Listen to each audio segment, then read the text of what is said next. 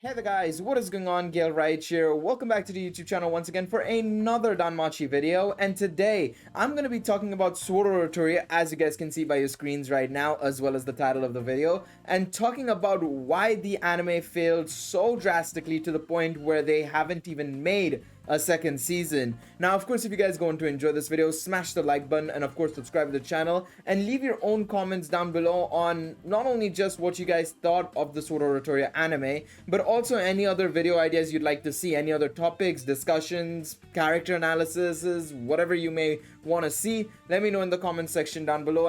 I'll probably see if I can pick up something that's very interesting and maybe bring it up to you guys. Alright, so like I said, I'm going to be going over my thoughts on why I think the anime failed so drastically, but I'll also be looking at some other people's thought processes on Reddit as well as this website that I'm on right now, AniList. There is actually a forum and a thread about why the anime is hated so much. So I'm going to go through that later on in the video and go over some people's thought processes and why they think the anime was so bad. Now, Sword Oratoria, of course, for those of you who don't know, is basically a spin-off of the main series. It's a spin-off of Danmachi. And right now, the light novel of the series is at volume 12.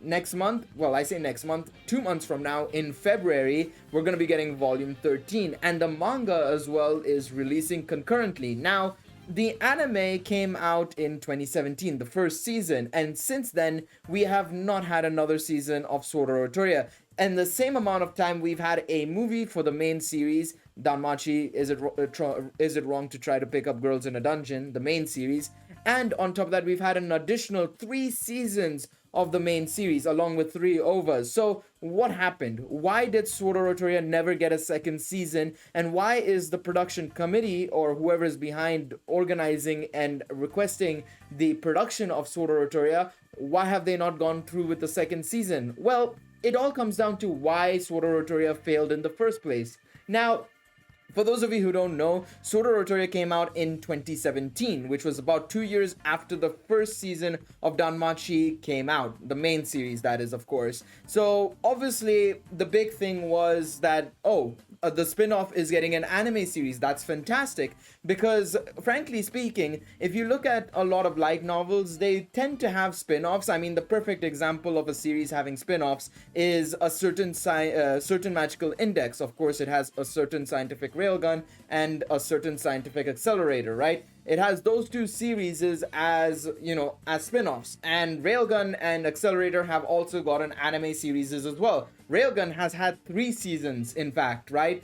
And Index also has 3 seasons. So how did that manage to succeed? And that was also being produced by JC staff, while Danmachi and Sword Oratoria couldn't do the same. Sword Oratoria only has 1 season made by JC staff, while the other seasons of Danmachi, the 4 seasons, also made by JC staff, were continuously coming out. What happened? Well, to me, I think there's 3 big issues that happened when it came to Sword Oratoria, in all honesty. And this is something that I personally feel were the big reasons why it failed.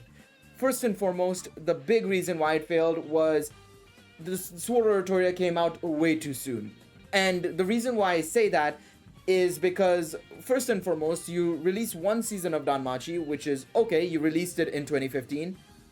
Good. It did okay. Not many people knew about it, and not many people still know about it to this day. It's only recently, especially with season 4 being a 2-core season, along with the fact that a lot of creators are actually promoting it because of the WS cards, the Weiss cards. It's becoming a little bit more popular again, right? But the thing is, right, back then in 2015 to 2017, not many people knew about Danmachi. It was still a growing series. It was still in its baby stage, basically. And the fact that they dropped a spin-off series so soon after the first season, when the second season was not even close to being made for the main series. The second season came out in, 2019? Right? So it's just like, okay, that's a problem. That is a huge problem even, because how would people know about Sword Oratoria? Like, of course, the name is Sword Oratoria. Is it wrong to try to pick up girls in a dungeon on the side? But most people would have called it Sword Oratoria. Now, you can't necessarily make a link between Sword Oratoria and Danmachi on its own. There is just no way you can do that. So I think that was one of the biggest issues. Is one, there was no link between the two, and even if you could make a link, the gap between the two series was so massive, and you're focusing not on Belle. It can be a little bit weird because obviously we haven't had a complete experience with Aiz, Lafia, Tiona, and the Loki familiar just yet. Of course, I would say season 2 and season 3 were where we started getting more involvement from those familiar members, right? In particular, obviously season 1 had some involvement from the Loki familiar, but especially season 3, for example, right, when the Xenoses and everything happened, the Xenos happened on the overworld and Orario, the whole situation and everything and whatnot. That's where the Loki familiar started showing up a lot more and started getting involved a little bit more with Belle and stuff, right? In full force, I would say, more so than anything else. Because obviously in season 2, preparing for war games, you had you had Aiz and Tiona obviously helping out a little bit and stuff like that. But in all honesty, season 3 is where things started clashing and you know they started interacting a lot more.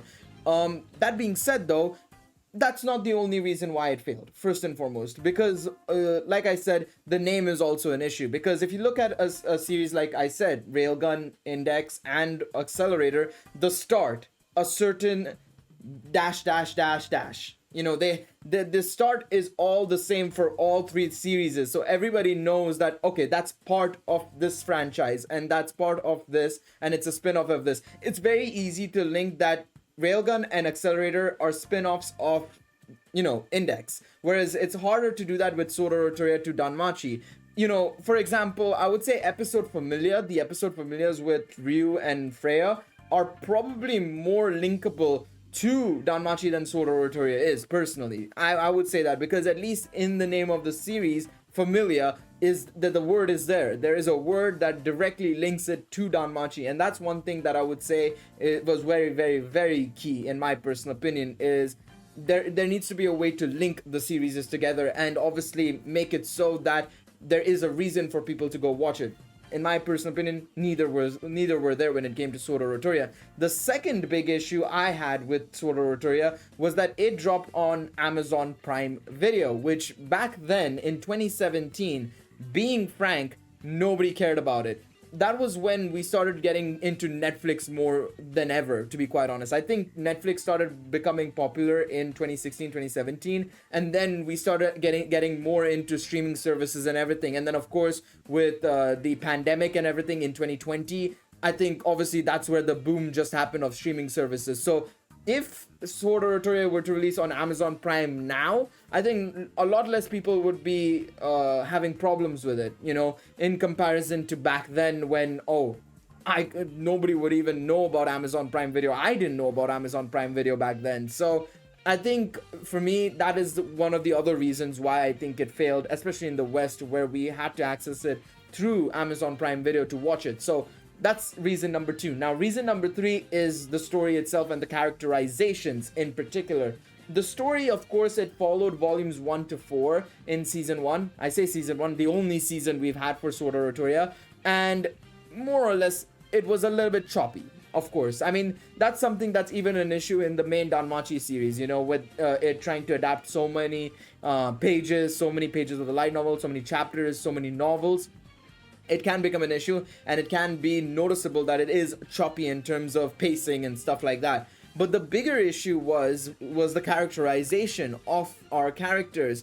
In their endeavor to make Lafia's idolization of Aiz as important as possible, they made her very obsessive in the series, which felt really, really harsh, because Lafia does improve as a character tremendously in the light novels, but in the anime it just never happened. And then Aiz wasn't treated right at all as well, because Aiz had such a focal point in the light novel, but when you put her in the anime, there's a huge issue, and there's a huge gap between Aiz's anime adaptation and then the light novel portrayal that she has. It's a huge gap between the two. And it's even the other Loki familiar members, you can notice that there's huge differences between the characters in the series itself, between the light novel to the anime as well, which is a big problem. And I don't understand why they struggled with that so much in their one attempt at making it. And as a result, you have this third reason where the if it wasn't popular enough, or if it wasn't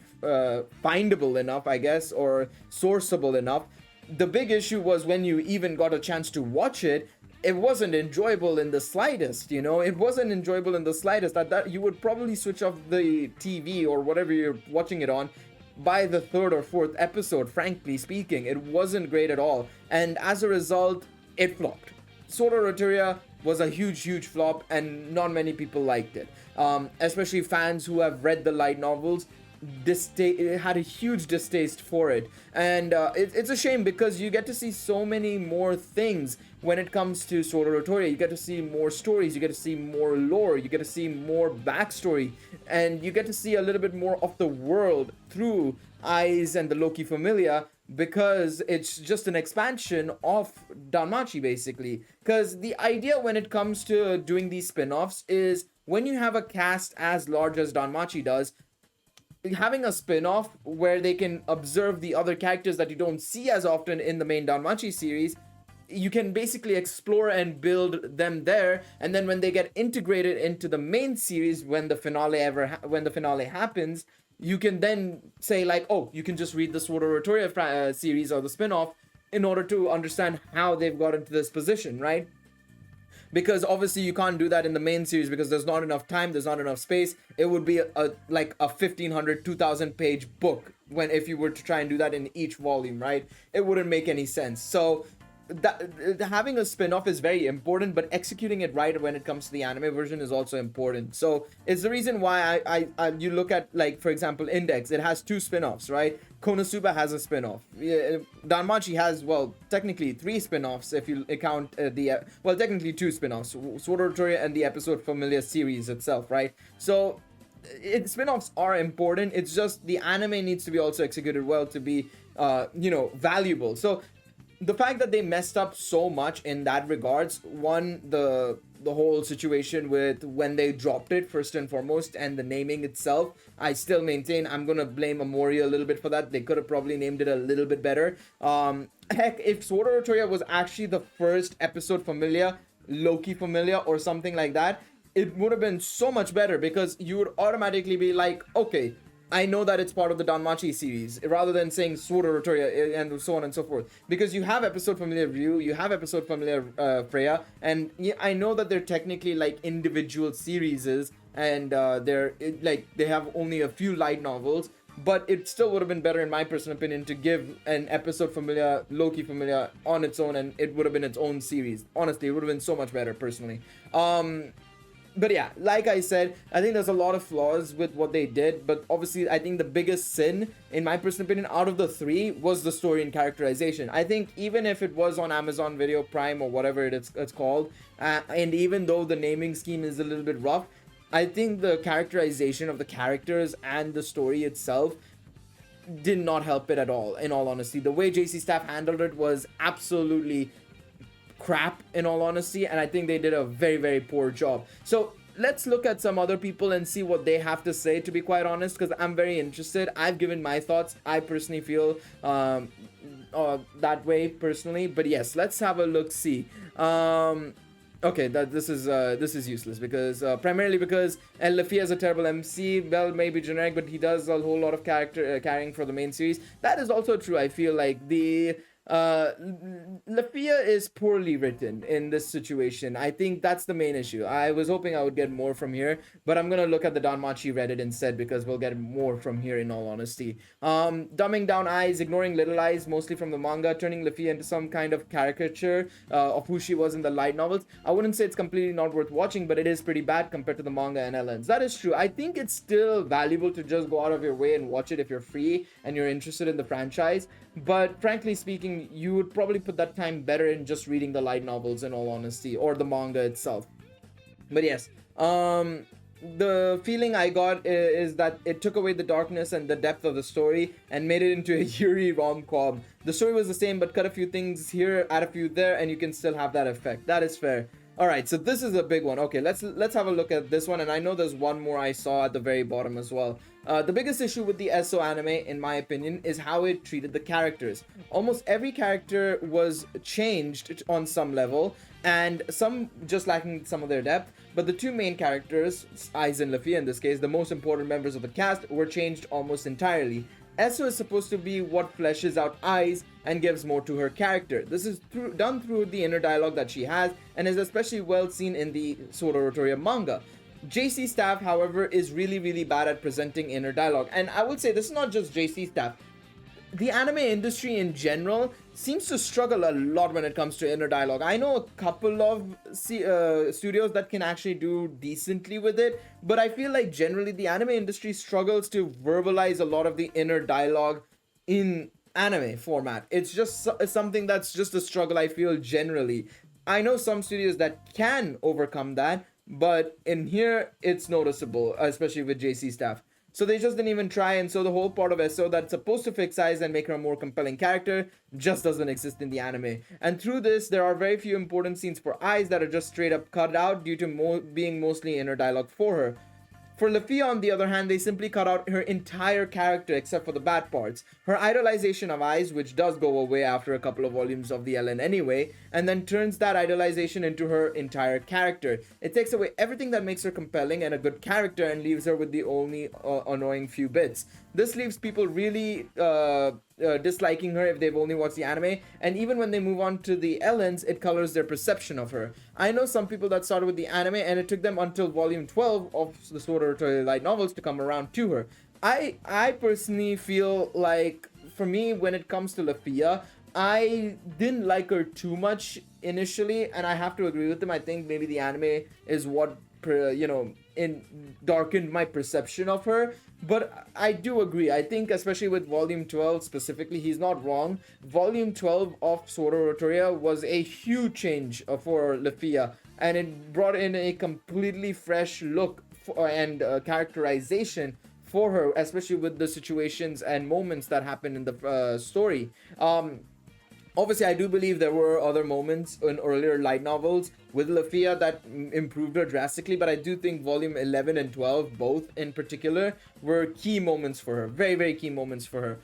The rest of Lucky Familia are also changed as well through a lesser degree, but that presents the biggest issue. How can people enjoy something that changes the very fundamental aspect of the source material, the characters? And then this leads into a following issue where since all these characters have been changed in certain ways, it impacts the series itself. Certain events just feel less compelling since you don't know what the characters' motivations are. So yeah, I absolutely agree. I absolutely agree. I think the manga is a better starting point for a lot of people at this point, to be quite honest, when it comes to Sword Oratoria. Then you can jump into the light novels for sure. I've heard very good things about the Sword Oratoria manga for sure. So it's a good way to go about it. The music in SO anime is top notch, and while it's a very average adaptation, I still enjoy it. The anime covers SO LN 1 to 4, but it's nothing compared to the depth of the LNs. The manga is top notch as well. TLDR, and this is very nice. I love this line. Imagine a Batman movie written by the Twilight author, but instead of focusing on Batman / Bruce Wayne and Alfred fighting crime, it was about the Wayne Manor's subcontracted gardener who was obsessed with and has homoerotic dreams about Bruce Wayne. To make him important, they removed Alfred. That's the SO anime. I feel like it's a little bit harsh, but I can kind of see the analogy a little, just a teeny tiny bit. It boils down to one character, Luffy. The showrunners are obsessed with her, going as far as to sideline the main character in her own series. To boost Luffy, they turn Aiz into a robot, removing all her thoughts. Then they remove a lot of the meaningful interactions with Aiz, Tiona, and Tione, giving them to a side character in Luffy. So yeah, in my personal opinion, I mean, yeah, you guys can read the rest as well on your screens right now. It's effectively a similar thing to what has been said already and whatnot. But Sword Oratoria is a series that I wish we got more of, and I wish we had more anime adaptations for. And it's something that they need to consider as well, because obviously once we are going to be approaching the end of season 4 part 2, we are at volume 14 of the Danmachi main series light novels. Basically, we've caught up to volume 14 in anime format. And obviously right now we are about to get, I think in about a couple of months time, we're gonna get volume 18 of the main series. So we're 4 volumes behind. That's too close. Even if we get a season 5 next, we will have caught up to the main series. So it's time for them to start considering a couple of things. One, redo Sword Oratoria. Start from the beginning, refresh it, remake it, make it better. Or they can just continue with season 2 and hopefully improve things. In my personal opinion, just remake season 1. In all honesty, just remake season 1. It's going to be a much better decision. Or alternatively, they'll have to go to Danmachi Memoria Freeze and pick up a lot of event stories from there.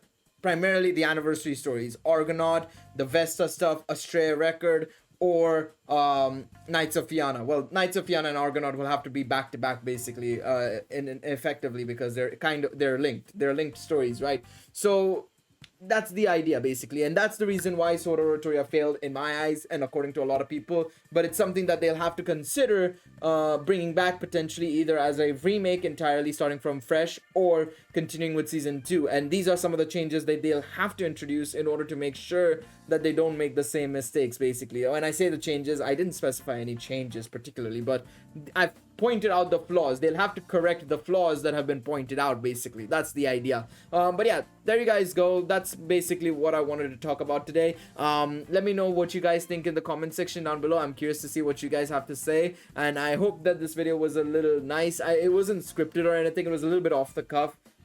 Usually when it comes to these sort of videos, I'd like to prepare a script or something like that basically. Maybe in the future, if I do a video like this, it would be more scripted basically, where I have like, the text on screen so that I can read through it and stuff like that, right? But this was something a little bit more off the cuff. This was something a little bit more of a discussion, pointing it out and just discussing obviously the flaws of Sword Oratoria's anime. But yeah, let me know what you guys think down below. Of course, if you enjoyed the video, leave a like and subscribe, and I will see you guys next time. Take it easy, everybody. Bye bye.